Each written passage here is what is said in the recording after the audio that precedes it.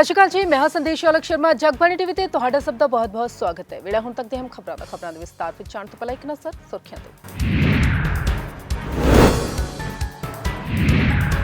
मोहाली च हादसे मंगरों पंजाब सरकार सख्त बिना मंजूरी मेला लाउण ते दर्ज होवेगी FIR। जीरकपुर दा अर्पित नीट विच पंजाब टॉपर, देश विच 7वां rank. Miss Universe Harnaaz Kaur Sandhu 7 अक्तूबर ਨੂੰ ਦੇਵੇਗੀ ਜਵਾਬ। ਚੰਡੀਗੜ੍ਹ ਕੋਰਟ ਵਿੱਚ ਐਕਟਰੈਸ ਉਪਾਸਨਾ ਸਿੰਘ ਨੇ ਦਾਇਰ ਕਰਵਾਇਆ ਸੀ ਕੇਸ।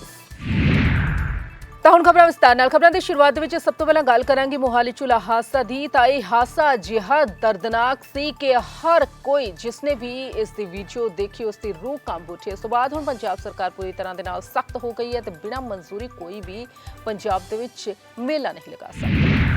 मोहाली हादसे के बाद पंजाब दी सीएम भगवंत मान सरकार सख्त नजर आ रही है। मान सरकार ने मोहाली हादसे तो सबक लेंदे हुए पंजाब विच हर थां लगण वाले मेले लई नवे निर्देश जारी कीते हन। हुण किसी भी तरह का मेला आयोजित करन तो पहला प्रशासन तो आग्या लैनी जरूरी होवेगी।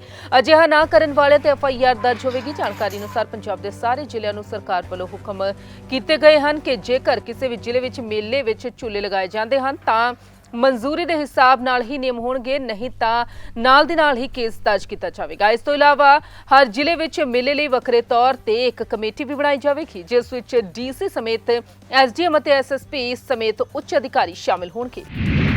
उधर जीरकपुर के अर्पित ने एक बार फिर तो पंजाब का नाम रोशन कर दिता। नीट की परीक्षा दी और पंजाब का टॉपर बनया। पूरे देश के 7वां रैंक नीट के विच अर्पित आया। पेश रिपोर्ट।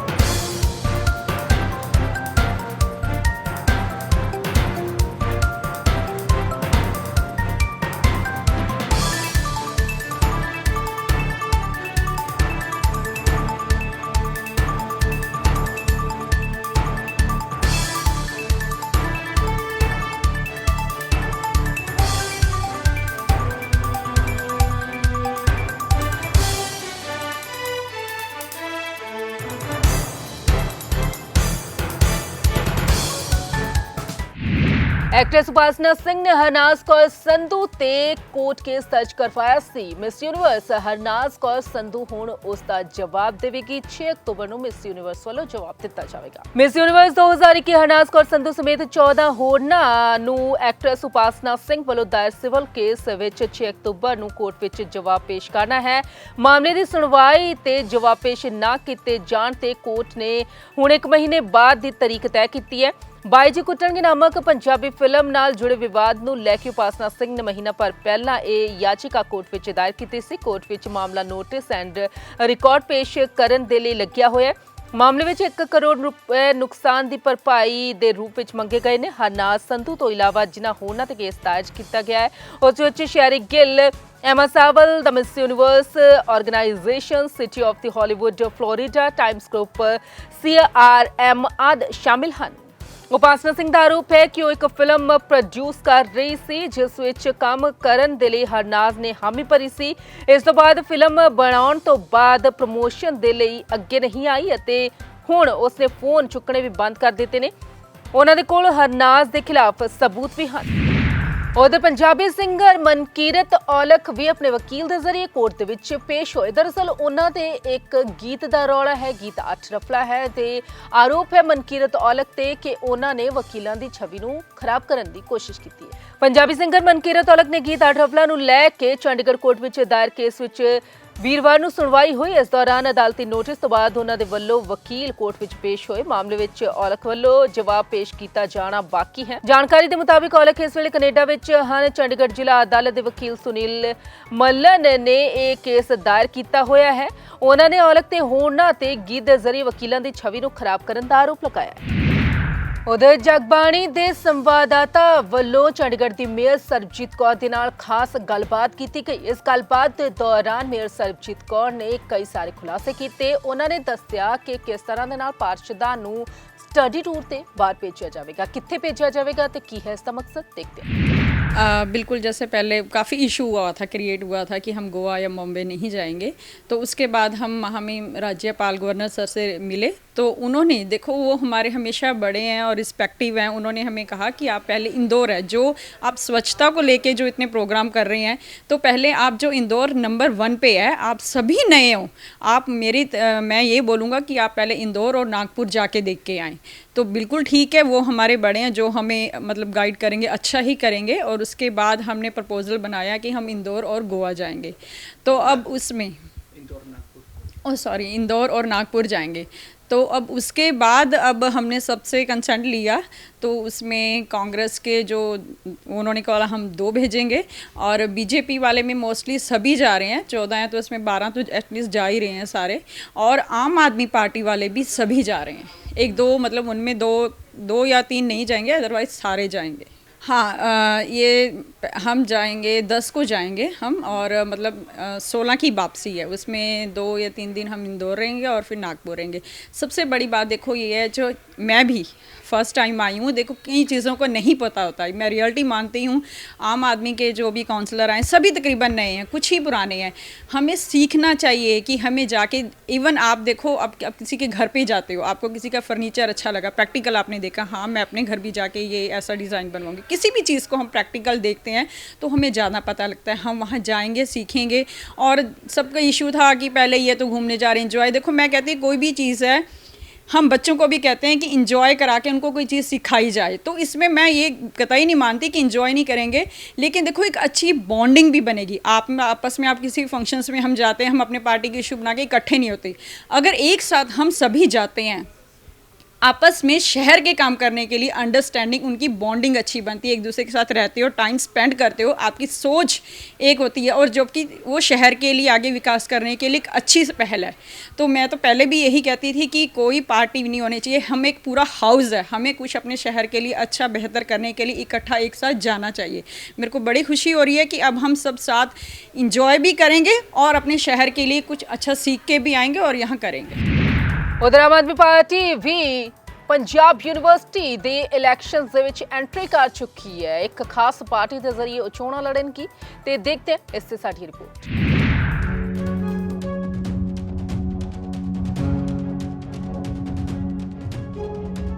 पंजाब यूनिवर्सिटी के चुनाव में अब आम आदमी पार्टी की एंट्री होगी है। पंजाब यूनिवर्सिटी में आम आदमी पार्टी की जो एंट्री हुई है, पुसू के प्रेसिडेंट हैं नवलदीप, निशांत कौशल जो पहले इलेक्शन जीते थे, उसके बाद एबीवीपी से रहे हैं सुमित रोहल, और उनके साथ 2 अन्य साथी भी अब आम आदमी पार्टी की जो स्टूडेंट इकाई है इसमें शामिल हुए हैं। नवलदीप, एक बड़ा सवाल है, आप अब तक 2014 से लेकर पुसू में बहुत एक्टिव रहे थे, एकाएक आपने कल चौंका दिया सभी को, और आम आदमी पार्टी की छात्र इकाई में अब आप शामिल हो गए हैं, किस तरह से? बेसिकली कोई भी जो यूनिवर्सिटी ਦੇ ਵਿੱਚ ਸਟੂਡੈਂਟ ਲੀਡਰ ਆਉਂਦਾ ਹੈ ਤਾਂ ਉਹਦਾ ਅਲਟੀਮੇਟ ਮੋਟਿਵ ਹੁੰਦਾ ਹੈ ਕਿ ਹਾਂ ਬਾਹਰ ਜਾ ਕੇ ਰਾਜਨੀਤੀ ਕਰਨੀ। ਔਰ ਸਾਨੂੰ ਕੇਜਰੀਵਾਲ ਜੀ ਦੀ, ਭਗਵੰਤ ਮਾਨ ਜੀ ਦੀ ਸੋਚ ਬੜੀ ਵਧੀਆ ਲੱਗੀ ਤੇ ਅਸੀਂ ਆਮ ਆਦਮੀ ਪਾਰਟੀ ਜੁਆਇਨ ਕੀਤੀ ਤਾਂ ਕਿ ਹਾਂ ਸਟੂਡੈਂਟਸ ਦੇ ਲਈ ਕੁਝ ਅੱਛਾ ਕਰ ਸਕੀਏ, ਯੂਨੀਵਰਸਿਟੀ ਦੇ ਲਈ ਕੁਝ ਵਧੀਆ ਕਰ ਸਕੀਏ, ਹਾਇਰ ਐਜੂਕੇਸ਼ਨ ਨੂੰ ਲੈ ਕੇ ਜੋ ਉਹਨਾਂ ਦੀਆਂ ਪਾਲਿਸੀਜ਼ ਨੇ ਉਹਨਾਂ ਨੂੰ ਲੋਕਾਂ ਤੱਕ ਅਵੇਅਰ ਕਰ ਸਕੀਏ ਔਰ ਇੱਥੇ ਇੰਪਲੀਮੈਂਟ ਵੀ ਕਰਵਾ ਸਕੀਏ। ਸੋ ਇਸੇ ਚੀਜ਼ ਨੂੰ ਲੈ ਕੇ ਅਸੀਂ ਆਮ ਆਦਮੀ ਪਾਰਟੀ ਵੱਲੋਂ CYSS ਦਾ ਇਲੈਕਸ਼ਨ ਵੀ ਐਤਕੀ ਕੰਟੈਸਟ ਕਰਾਂਗੇ ਤੇ ਰੱਬ ਮਿਹਰ ਕਰੇ ਜਿੱਤਾਂਗੇ भी जरूर। इसका नाम क्या होगा? CYSS, इसका फुल नेम क्या है? CYSS छात्र युवा संघर्ष समिति। हाँ जी, पंजाब यूनिवर्सिटी में अब तक आपने इलेक्शन देखे हैं, लीड भी किया है उनको, आम आदमी पार्टी का किस तरह से देखते हैं, स्टूडेंट को किस तरह से कनेक्ट करेंगे, अब इसको लेकर क्या रणनीति है? ਕੱਲ੍ਹ ਦਾ ਜਦੋਂ ਦਾ ਅਸੀਂ ਜੁਆਇਨ ਕੀਤਾ ਹੈ ਉਸ ਤੋਂ ਪਹਿਲਾਂ ਹੀ ਯੂਨੀਵਰਸਿਟੀ ਦੇ ਵਿੱਚ ਇੱਕ ਮਾਹੌਲ ਬਣਨ ਲੱਗ ਪਿਆ ਸੀਗਾ ਕਿ ਆਮ ਆਦਮੀ ਪਾਰਟੀ ਇਸ ਵਾਰ ਸਟੂਡੈਂਟ ਇਲੈਕਸ਼ਨ ਲੜੇਗੀ, ਪਰ ਉਹਨਾਂ ਨੂੰ ਲੀਡ ਕੌਣ ਕਰੇਗਾ? ਤਾਂ ਉਹਦੇ ਵਿੱਚ ਕਾਫੀ ਮਿਹਨਤੀ ਰਹੇ ਨੇ ਸੁਮਿਤ ਰੂਹਲ ਜੀ, ਨਿਸ਼ਾਂਤ ਕੌਸ਼ਲ, ਅਮਿਤ ਢਾਂਡਾ ਜੀ, ਰਵਿੰਦਰ ਗਿੱਲ, ਜਿਹੜੇ ਰਿਨਾਊਂਡ ਫੇਸ ਨੇ ਯੂਨੀਵਰਸਿਟੀ ਦੇ ਵਿੱਚ। ਸੋ ਅਸੀਂ ਸਾਰਿਆਂ ਨੇ ਰਲ ਕੇ ਫੈਸਲਾ ਲਿਆ ਕਿ ਆਪਾਂ ਸਾਰੇ ਰਲ ਕੇ ਇਸ ਚੀਜ਼ ਨੂੰ ਅੱਗੇ ਲੈ ਕੇ ਜਾਈਏ, ਔਰ ਉਦੋਂ ਤੋਂ ਹੀ ਲੈ ਕੇ ਯੂਨੀਵਰਸਿਟੀ ਦੇ ਵਿੱਚ ਇੱਕ ਬੜਾ ਮਤਲਬ ਪੋਜ਼ਿਟਿਵ ਜਿਹਾ ਮਾਹੌਲ ਆਇਆ, ਲੋਕਾਂ ਵੱਲੋਂ ਸਾਨੂੰ ਆ ਰਹੇ ਨੇ ਕਿ ਹਾਂ ਅਸੀਂ ਸਾਰੇ ਨੇ ਰਲ ਕੇ ਜੁਆਇਨ ਕਰਨਾ ਚਾਹੁੰਦੇ ਹਾਂ, ਇਹਦੇ ਨਾਲ ਜੁੜਨਾ ਚਾਹੁੰਦੇ ਹਾਂ। ਕਾਫੀ ਸਾਰੇ ਮੈਸੇजेस ਆ ਰਹੇ ਨੇ, ਫੋਨ ਆ ਰਹੇ ਨੇ। ਸੋ ਸਾਨੂੰ ਲੱਗਦਾ ਪਿਆ ਕਿ ਬੜੇ ਆਰਾਮ ਨਾਲ ਇਸ ਵਾਰ ਅਸੀਂ ਅੱਗੇ ਇਸ ਮੈਸੇਜ ਨੂੰ ਰਿਟੇਲ ਕਰਾਂਗੇ ਔਰ ਜਿੱਤਾਂਗੇ ਜ਼ਰੂਰ। नवल, ऐसा भी कहा जा रहा है कि आप पे काफ़ी प्रेशर था, काफ़ी अन्य पार्टियां भी आपको प्रेशराइज कर रहे थे कि आप उनके साथ जुड़े, फिर आप एंड में आम आदमी पार्टी में गए। वो किस तरह का प्रेशर था, किस किस? ਆਮ ਆਦਮੀ ਪਾਰਟੀ ਦੀ ਸਭ ਤੋਂ ਚੰਗੀ ਗੱਲ ਹੀ ਮੈਨੂੰ ਇਹ ਲੱਗੀ ਕਿ ਹਾਂ ਇਹ ਪ੍ਰੈਸ਼ਰਾਈਜ਼ ਕਦੇ ਨਹੀਂ ਕਰਦੀ ਹੈਗੀ। ਇਹਨਾਂ ਦੇ ਕੰਮਾਂ ਨੂੰ ਵੇਖ ਕੇ ਲੋਕ ਆਕਰਸ਼ਿਤ ਹੁੰਦੇ ਨੇ ਔਰ ਜੁਆਇਨ ਕਰਦੇ ਨੇ। ਔਰ ਇਸ ਤੋਂ ਪਹਿਲਾਂ ਤੁਸੀਂ ਚੰਗੀ ਤਰ੍ਹਾਂ ਵੇਖਿਆ ਪਿਛਲੇ ਪਾਸ ਦੇ ਵਿੱਚ ਮੇਰੇ ਤੇ ਕਿੰਨੇ ਸਾਰੇ ਪਰਚੇ ਵੀ ਪਏ ਨੇ ਤੇ ਸੋਈ ਨੇ ਤਾਂ ਇਨਫੈਕਟ ਉਸ ਟਾਈਮ ਜੇਲ੍ਹ ਵੀ ਕੱਟਣੀ ਪਈ ਸੀ, 4 ਮਹੀਨੇ ਜੇਲ੍ਹ ਦੇ ਵਿੱਚ ਵੀ ਲਗਾ ਕੇ ਆਏ ਸੀ। ਅਕਾਲੀ ਦਲ ਨੇ ਉਦੋਂ ਪਰਚੇ ਵੀ ਪਵਾਏ ਸੀਗੇ, ਪ੍ਰੈਸ਼ਰ ਵੀ ਬਣਿਆ ਸੀਗਾ। ਪਰ ਹਾਂ ਉਸ ਟਾਈਮ ਸਾਡਾ ਹੁੰਦਾ ਹੀ ਸੀਗਾ ਕਿ ਹੱਕ ਸੱਚ ਦੀ ਲੜਾਈ ਲੜਨੀ ਹੈ ਔਰ ਉਹ ਹੱਕ ਸੱਚ ਦੀ ਲੜਾਈ ਦੇ ਵਿੱਚ ਅੱਜ ਵੀ ਅਸੀਂ ਉੱਥੇ ਹੀ ਖੜੇ ਹਾਂ। ਅਸੀਂ ਆਮ ਲੋਕਾਂ ਦੇ ਨਾਲ ਹੀ ਖੜੇ ਹਾਂ, ਲੋਕਾਂ ਦੀ ਲੜਾਈ ਲੜਦੇ ਪਏ ਹਾਂ, ਸਟੂਡੈਂਟਸ ਦੇ ਲਈ, ਸਟੂਡੈਂਟਸ ਦੇ ਹੱਕਾਂ ਦੇ ਲਈ ਹਮੇਸ਼ਾ ਲੜਦੇ ਰਵਾਂਗੇ। अभी भी ऑफर दिया था कई पार्टियों ने आपको? ਇਹ ਤਾਂ ਆਫਰਸ ਤਾਂ ਚੱਲਦੀ ਰਹਿੰਦੀ ਨੇ, ਜਦੋਂ ਤੁਸੀਂ ਯੂਨੀਵਰਸਿਟੀ ਦੇ ਵਿੱਚ ਐਕਟਿਵ ਹੋ ਤਾਂ ਆਫਰਸ ਚੱਲਦੇ ਹੀ ਰਹਿਣਗੇ ਤੁਹਾਡੇ ਲਈ। ਪਰ ਇਹ ਤੁਸੀਂ ਦੇਖਣਾ ਹੁੰਦਾ ਕਿ ਹਾਂ ਸਹੀ ਰਾਹ ਕਿਹੜਾ ਹੈ, ਉਹ ਰਾਹ ਤੁਸੀਂ ਚੁਣ ਲੈਂਦੇ ਹੋ। निशांत कौशल है हमारे साथ, ये स्टूडेंट बॉडीज़ के प्रेसिडेंट भी बने थे उस टाइम जब इलेक्शन जीते थे। निशांत, आपने ये डिसीज़न कैसे लिया और इसमें आम आदमी पार्टी में ज्वाइन किया? कहीं ना कहीं डिसीज़न चल रहा था काफ़ी टाइम से दिमाग में लेने का। जो पॉलिसीज़ रही हैं आम आदमी पार्टी की, चाहे आप दिल्ली मॉडल देखें, उनका एजुकेशन सिस्टम देखें, वहाँ पे जो उन्होंने इम्प्रूवमेंट की है, एक गवर्नमेंट सेक्टर में एक इतनी बड़ी इम्प्रूवमेंट जो कि not even in India, it's in आप अब्रॉड तक इस मॉडल की जो इतनी मतलब प्रेज़ हुई है, वो कहीं ना कहीं हमारी यूनिवर्सिटी के लिए एक बहुत अच्छा ऑप्शन है कि अगर हम उनके साथ जुड़े, उनसे ये चीज़ें सीखें और हम इन मॉडल को, इस तरह के मॉडल को हम यूनिवर्सिटी में भी अप्लाई करें। क्योंकि यहाँ का आप एजुकेशन सिस्टम देखें तो जो लाइक यहाँ पे आपको पता है कि यहाँ पे प्राइवेट सेक्टर कितना यूनिवर्सिटीज़ का यहाँ पे ग्रो कर रहा है अराउंड हमारे चंडीगढ़ के। कहीं ना कहीं हमारी यूनिवर्सिटी की जो वैल्यू है वो गिर रही है। इसको किस तरह से हम आगे लेके आएँ इन चीज़ों को, कैसे बच्चों को इंडस्ट्रीज़ के साथ जोड़ें, कैसे इनको एक्सपोज करें बाहर के एनवायरनमेंट के साथ, मतलब किसी तरह से जहाँ पे प्लेसमेंट्स का देखें बहुत बुरा हाल है। और बाकी आप प्राइवेट यूनिवर्सिटीज़ में देखेंगे तो बहुत अच्छा रिस्पांस रहता है। तो कहीं ना कहीं स्टूडेंट्स जो है यहाँ आना नहीं चाहते। इसका जो रीज़न, ये जो सबसे बड़े रीज़न यही रहे हैं। बाकी अपार्ट फ्रॉम दिस, जैसे मेडिकल फैसिलिटीज़ देखें अगर उस गवर्नमेंट में जो हैं अभी तक हमें देखने को मिल रही हैं, जैसे इवन पंजाब में इतनी बुरी तरह से आपने उन्होंने देखा कि एक मैंडेट मिला है। तो कहीं ना कहीं जो ये चीज़ें अगर पंजाब में जो एक एडजेसेंट स्टेट है बिल्कुल, मतलब और इवन एक कैपिटल है चंडीगढ़ उसकी, अगर वहाँ पे इतना अच्छा रिस्पांस है तो कहीं ना कहीं जो स्टूडेंट्स वहाँ से आ रहे हैं वो वहाँ से जुड़े हुए हैं आइडियोलॉजी के साथ।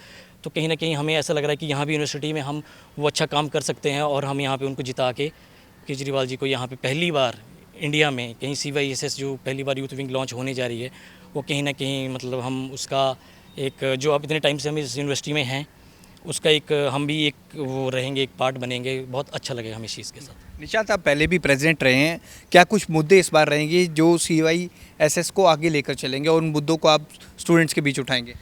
मुद्दे देखिए बहुत कोई बड़ा कुछ करने का है नहीं इस टाइम, मतलब कोई out of the world. Basic हम पुरानी ही चीज़ों पे बहुत ज़्यादा जो है लैग कर रहे हैं। इंफ्रास्ट्रक्चर, हॉस्टल फैसिलिटीज़, एजुकेशन का अगर आप देखें कि यहाँ पे लाइक स्टाफ की जो शॉर्टेज है, I think recruitment last recruitment जो हुई थी यूनिवर्सिटी के फैकल्टीज़ की वो 8-8, 10-10 साल हो चुके हैं। उसके बाद से बहुत से डिपार्टमेंट में पोस्ट जो हैं आप देखेंगे प्रोफेसर्स की, असिस्टेंट प्रोफेसर्स की आती हैं, कैंसिल होती हैं, वापस चली जाती हैं। बट कहीं ना कहीं वो चीज़ें, वो कहीं ना कहीं हमें उस चीज़ में हमें बढ़ना पड़ेगा और कहीं ना कहीं हमें सरकार की भी ज़रूरत पड़ती है इस चीज़ में। तो भगवंत मान जी से हम कल मिले हैं, उन्होंने हमें बहुत पॉजिटिव रिस्पांस दिया इन चीज़ों में। और हमने ये बातें जो बेसिक जो आपको पता है इंफ्रास्ट्रक्चर की बातें हमने बताई उनको, we are he is very positive. तो हमारी 1 या 2 दिन में उनके साथ दोबारा मुलाकात होगी, फिर हम भगवंत मान जी के पास वो लेके जाएंगे अपने मुद्दे। वो वहाँ पे यहाँ पे यूनिवर्सिटी में आके हमें उन चीज़ों का जो भी है जैसे भी होगा इनिशिएटिव फिर हम शुरू करेंगे उनके बाद। हमारे साथ सुमित रूहल भी हैं, ABVP से जुड़े हुए थे। सुमित, किस तरह से देखते हैं अपनी ज्वाइनिंग आपने CYSS में की है, काफ़ी सीनियर लीडरशिप है, इनके साथ आप जुड़े हो, क्या कुछ मुद्दे आप लेके जाएंगे और ABVP से CYSS में आना कैसे हुआ? देश में जी जो हालात हैं, AVP की जो पेरेंट ऑर्गेनाइजेशन है वो RSS है और भारतीय जनता पार्टी की सरकार है। एक ऐसी सरकार है जिसने जवानों के साथ भी धोखा किया है, किसानों के साथ भी धोखा किया है पिछले 2 सालों में। तो इन चीज़ों से आहत होके, और एक सबसे बड़ी बात जो पंजाब यूनिवर्सिटी के लिए मैं बोलना चाहूँगा कि यहाँ पे एक ना डिक्टेरियन राज चल रहा है VC साहब का, जिसमें स्टूडेंटों की बात सुनने को वो तैयार नहीं है। कोविड के टाइम में इलेक्शन हुआ नहीं, स्टूडेंट एक्टिविज्म घट गया, उस वजह से हर स्टूडेंट परेशान है। तो जो खुले मन से लड़ाई लड़ना चाहते हैं, जो चाहे लीडर हो, चाहे स्टूडेंट हो, चाहे डिपार्टमेंट में हो, मैं उन सबको इन्वाइट करना चाहूँगा कि CYSS ही एक ऐसा प्लेटफॉर्म है जो आपकी लड़ाई खुल के लड़ सकते हैं। AVP तो टीचर एसोसिएशन है, वो आज भी एक वार्डन का धरना लगा हुआ है, आप लोगों को पता होगा, पंजाब यूनिवर्सिटी का स्टूडेंट को पता है। वहाँ पे एक पार्टी ऐसी है जो नाराज, जो वहाँ पे नहीं आती है, वो AVP है। इसका मतलब जब स्टूडेंट और टीचर्स की जो कॉन्फ्लिक्ट होगा, जब स्टूडेंट्स के राइट को दबाया जाएगा, तो सिर्फ एक ऐसी ऑर्गेनाइजेशन है जो टीचरों के साथ, जो अथॉरिटी के साथ खड़ी होगी, वो AVP है। अगर कल को AVP यहाँ पे गलती से वैसे जीतने का कोई चांस नहीं है। अगर जीतती है तो स्टूडेंटों को भी एक चीज़ अपने माइंड में रखनी होगी कि उनका कोई राइट नहीं बचेगा। जो अथॉरिटी कहेगी, चाहे फीस बढ़ानी हो, चाहे मैथ्स की पढ़ाना हो, चाहे टीचर उनको धमकियाँ भी देंगे, तो कोई बीच बचाव का कोई जरिया नहीं रहेगा। तो इसलिए सोच के कि हम असली स्टूडेंट की लड़ाई लड़ना चाहते थे, इसलिए हमने बड़े डिसीजन लिया कि हम AVP में अब आगे लड़ाई नहीं लड़ सकते। यहाँ तो टीचरों की और अथॉरिटी के साथ ही कम्बिनेशन में काम करना पड़ेगा। तो ये हमारी आत्मा को माना नहीं, तो हमने डिसाइड किया कि हम इंडिपेंडेंटली CYSS के बैनर के नीचे अरविंद केजरीवाल का जो एजुकेशन और हेल्थ मॉडल है देश में, जो एक ऐसी सोशल सिक्योरिटी डेवलप कर रहे हैं कि स्कूल आपकी अच्छी एजुकेशन हो, अच्छी हॉस्पिटल हेल्थ केयर फैसिलिटी हो, तो जो इमिग्रेशन की जो प्रॉब्लम है हरियाणा पंजाब की, वो भी काउंटर होगी। उसको भी एक ही सोल्यूशन है। और दूसरा, सबसे क्रेडिबल लीडर जो कहता है वो करता है। 5 महीने में बिजली का बिल माफ़ किया है। एक जुमलेबाज सरकार है जो 10 साल में कुछ नहीं कर पा रही। टाइम पे टाइम 2022 में किसानों की आय दुगनी, युवाओं को रोज़गार, वो सारी चीज़ें अब ख़त्म हो गई हैं। अब एक ही उम्मीद की किरण बची है, वो अरविंद केजरीवाल जी। तो ये सोच के हमने सबने डिसीजन लिया एज ए टीम कि अब अगली लड़ाई अगर देश के युवाओं के लिए, स्टूडेंटों के लिए अगर लड़ सकते हैं, तो उसके लिए अरविंद जी को देश का प्रधानमंत्री बनाना ही में ही देश, उसी में फ़ायदा है। और कोई विज़न बचा नहीं है। कोई पार्टी, कांग्रेस भी देख ली, BJP भी देख ली लोगों ने। तो इसलिए हमने सोचा कि हम जितना छोटा बड़ा रोल कर सकें उस मेक इंडिया नंबर 1 अगेन, तो उसके लिए हम कंट्रीब्यूट करेंगे। ठीक है नवल, एक लास्ट क्वेश्चन है कि ये पंजाब यूनिवर्सिटी तक ही सीमित रहेगी कि अन्य कॉलेजों में भी आप पार्टिसिपेट करेंगे?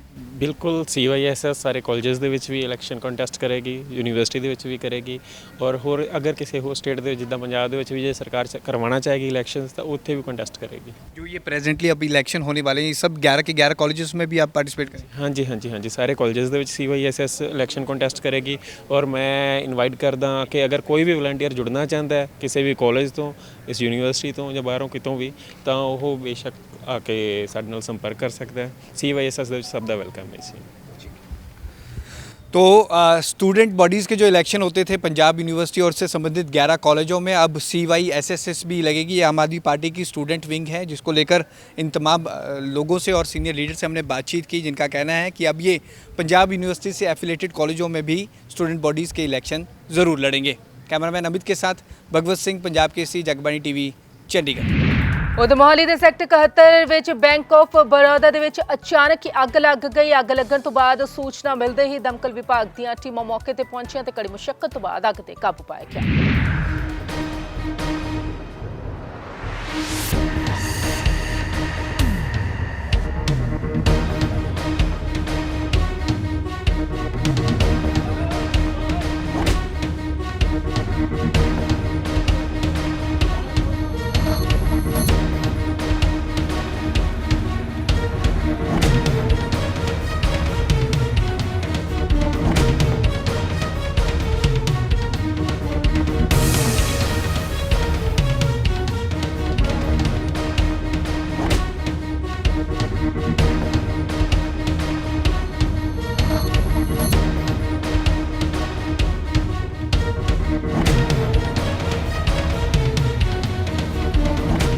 टाइम तो डिस्ट्रिक्ट के लिखा लगभग 6 के टाइम होना मेरे हिसाब से।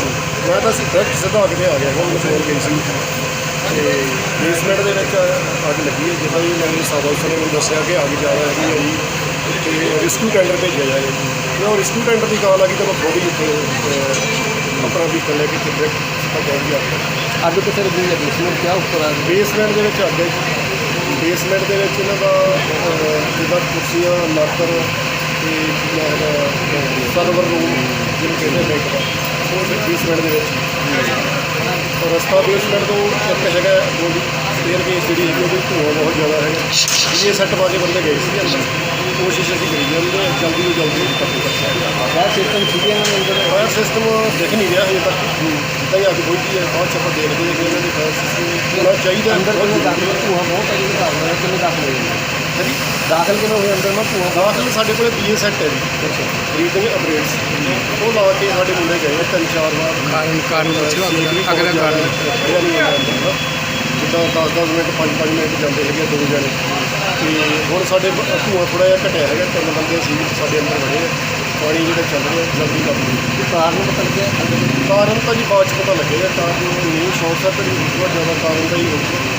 ਬਾਕੀ ਜਿੱਦਾਂ ਹੀ ਅੱਗ ਪਹੁੰਚੀ ਹੈ ਕੈਸ਼ ਕੁਸ਼ ਜਿਹਨੂੰ ਕਹਿਤਾ ਨਹੀਂ ਸੀ ਪਤਾ ਲੱਗਿਆ ਕੰਮ ਕਰਿਆ ਇਹਨਾਂ ਨੂੰ ਹੁਣ ਉਹ ਪੁੱਛਿਆ ਆਪਣੇ ਮੈਨੇਜਰ ਆ ਜਾਂ ਕੋਈ ਇੰਪਲਾਈ ਦੇ ਨਾਲ ਲੱਖ ਬਣੇ ਹੋਏ ਨੇ। ਹਾਂ ਇਹ ਕਹਿ ਰਹੇ ਲੱਖ ਦੇ ਵਿੱਚ ਅੱਗ ਨਹੀਂ ਆਈ, ਬਾਕੀ ਦੇਖਦੇ ਹਾਂ। ਰੁਕ ਮੌਸਮ ਦਾ ਕਰਦੇ ਹਾਂ ਤਾਂ ਗਰਮੀ ਦਾ ਸਤਮ ਲਗਾਤਾਰ ਲੋਕਾਂ ਨੂੰ ਸਤਾਉਂਦਾ ਜਾ ਰਿਹਾ ਹੈ। ਤਾਪਮਾਨ ਵੱਧਦਾ ਹੀ ਜਾ ਰਿਹਾ ਹੈ। ਉਮੀਦ ਸੀ ਕਿ ਮੌਸਮ ਕਰਵਟ ਲਵੇਗਾ, ਪਰ ਅਜਿਹਾ ਨਹੀਂ ਹੋਇਆ। ਜੇ ਤਾਪਮਾਨ ਦੀ ਗੱਲ ਕੀਤੀ ਜਾਵੇ ਤਾਂ ਅੱਜ ਵੱਧ ਤੋਂ ਵੱਧ ਤਾਪਮਾਨ 35.1 ਡਿਗਰੀ ਸੈਲਸੀਅਸ ਤੇ ਘੱਟੋ ਘੱਟ ਤਾਪਮਾਨ 25.5 ਡਿਗਰੀ ਸੈਲਸੀਅਸ ਦਰਜ ਕੀਤਾ ਗਿਆ।